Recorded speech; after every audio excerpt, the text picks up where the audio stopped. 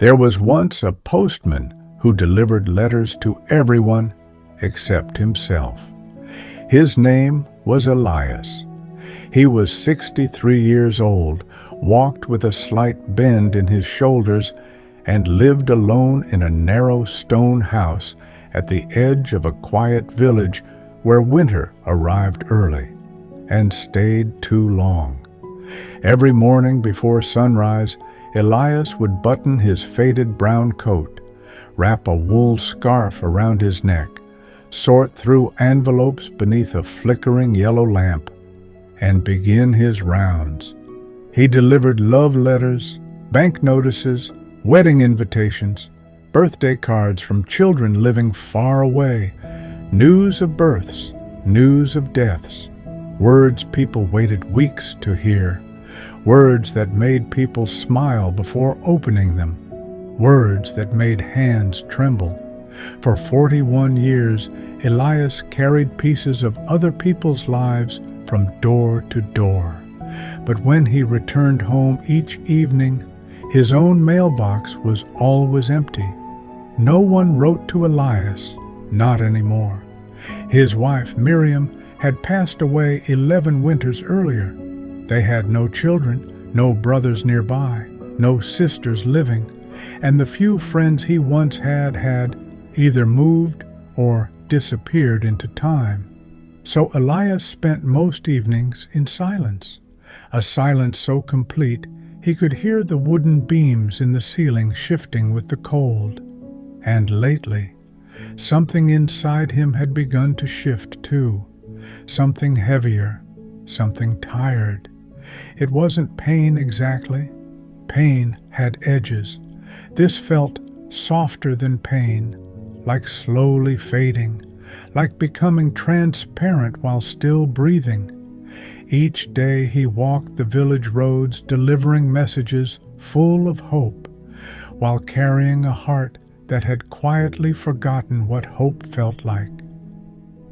One bitter November evening, rain swept through the village in silver sheets. Elias had just finished his route when he took shelter inside the old church near the square. The church had stood there for over 200 years. Its stones were cracked, its bells rarely rang, and most people only entered now for funerals. But Elias had always liked the place, not because he was especially religious. He wasn't sure what he believed anymore, but because churches knew how to hold silence without asking questions. He sat in the last pew while rain tapped against stained glass. The priest had already left.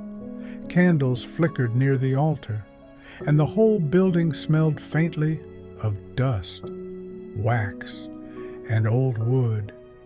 Elias sat there longer than he intended, watching shadows move across the walls, listening to the storm, until he noticed something unusual. Near the far side of the sanctuary, behind a loose section of stone, there was a dark opening in the wall. Curious, he rose slowly and crossed toward it. He slipped his fingers into the gap and pulled. A small stone shifted free. Behind it was a narrow, hidden space lined with dust, and inside, an envelope, old, yellowed, sealed with faded red wax. Elias brushed away years of dust. His hands froze when he saw the writing on the front. Written in careful ink were the words, "To the one who is about to give up." Elias stared at it. The rain outside seemed to disappear. His breath became shallow. He turned the envelope over. No name, no date, no sender. Only those 7 words, "To the one who's about to give up." For several moments, he simply stood there holding it. Then he slipped it carefully into his coat pocket and walked home beneath the rain. That night, Elias sat at his kitchen table with only a candle burning beside him. The envelope lay before him. He made tea, didn't drink it, just watched steam rise into the dark. Part of him felt foolish, part of him felt afraid, and part of him felt something he hadn't felt in years: anticipation. Finally, with trembling fingers, he broke the wax seal. Inside was a folded letter. The paper was delicate with age, the handwriting elegant, steady, almost peaceful. At the top it read, "If this letter has found you, then perhaps it was waiting longer than you were." Elias swallowed.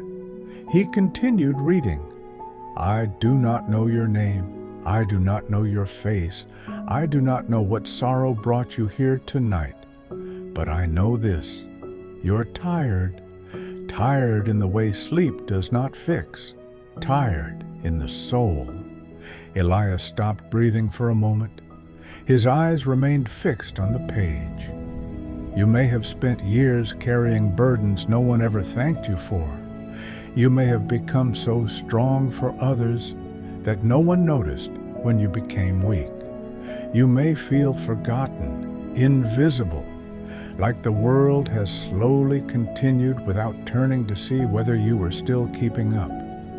Elias blinked hard, his vision blurred. He lowered the page, looked around the empty kitchen, then read on. "If so, I need you to know something. You were never unseen, not on the mornings you rose when grief begged you not to, not on the days you kept walking while your heart dragged behind you, not on the evenings you sat alone and survived another sunset no one knew was difficult for you. None of it was unnoticed." By the time Elias reached the end of the page, tears were running silently down his face. Not violent tears, just warm tears sliding down weathered skin, the kind tears become when they've been waiting too long. The letter had several pages, but Elias folded it closed. He could not continue, not yet. It felt too personal, too sharp, too impossible. He sat there until the candle burned low, then carried the letter upstairs and placed it beside his bed. That night, he slept more deeply than he had in years. The next evening he read the second page. Then the next night, another. And then another. Each page felt impossibly intimate, as though whoever wrote it had known the hidden shape of his loneliness. The world celebrates loud victories, but heaven notices quiet endurance. Some people are remembered because they changed history, others because they kept kindness alive in ordinary places. Never mistake ordinary for unimportant. You think your life was small because few applauded it. But tell me, how many people reached home carrying words because your hands delivered them?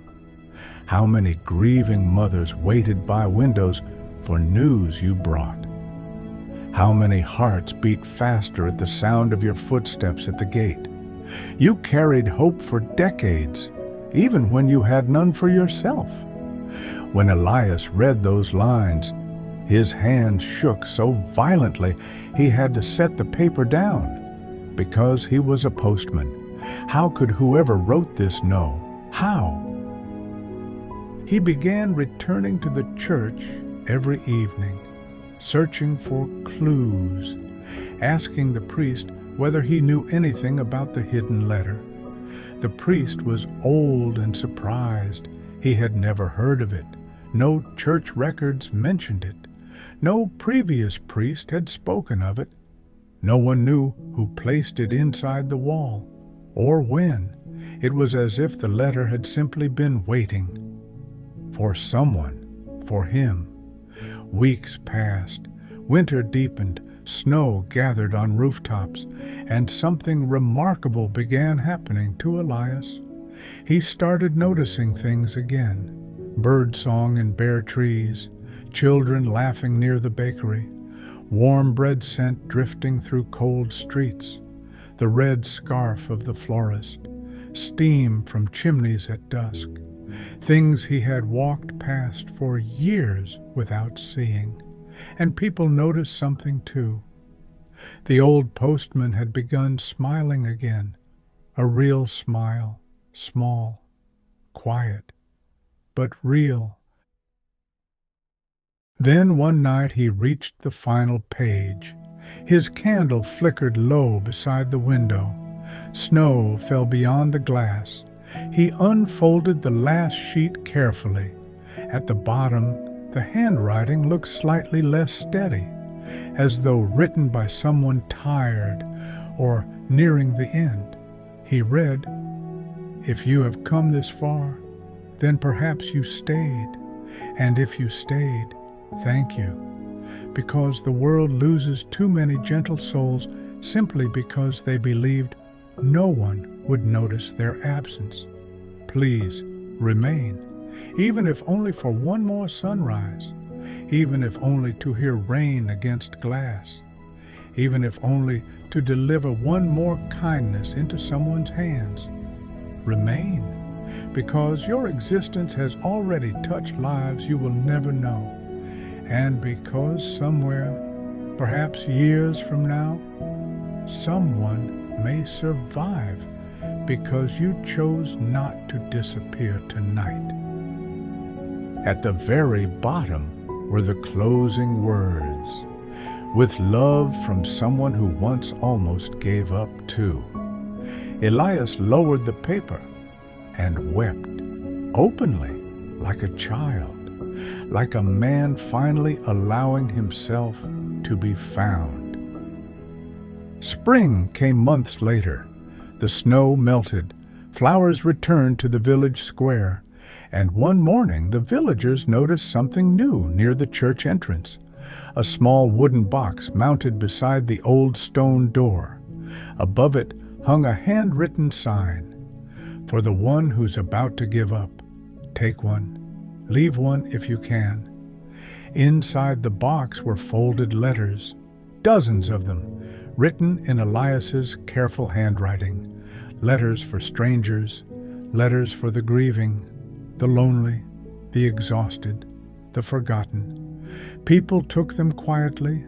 Some cried while reading. Some came back and left letters of their own. Soon the box was always full. Then years later, after Elias himself was gone, the box remained. Travelers stopped to read the notes. Villagers added their own, and no one could say exactly how many lives were changed by the letters inside. But everyone agreed on one thing. Somewhere in that old village, hope had learned how to write back. And if you ever pass through on a quiet evening and open that little wooden box beside the church, perhaps you'll find a folded page waiting inside, with words written just for you. Words that begin, "To the one who is about to give up," and somehow feel as though they already know your name.